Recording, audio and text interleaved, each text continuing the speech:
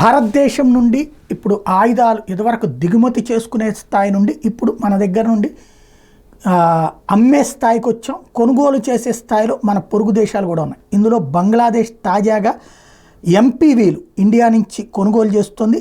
దీని నేపథ్యంలో Tata advanced సిస్టమ్స్తో $500 million ఒప్పందం కుదుర్చుకుంది. ఇది లైన్ ఆఫ్ క్రెడిట్ కింద ఇవ్వబోతున్నారు. గతంలో కళ్యాణి M4 MRAP బేస్డ్ ఒప్పందం ఒకటి కుదిరి అది సక్రమంగా కాలేదు. అది సౌత్ ఆఫ్రికన్ డిజైన్ చేసినటువంటి వాటికి సంబంధించి అప్పుడు వచ్చినటువంటిది. ఇప్పుడు బంగ్లాదేశ్ ఆర్మీ తాజాగా light engineering tools vehicles Bharat నుంచి కొనుగోలు చేయాలనుకుంటోంది.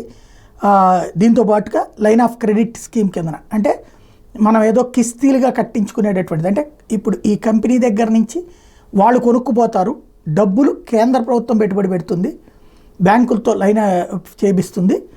ఆ డబ్బులు వాళ్ళు బ్యాంకులకు కడతా ఉంటారు ఆయా దేశాల వాళ్ళు.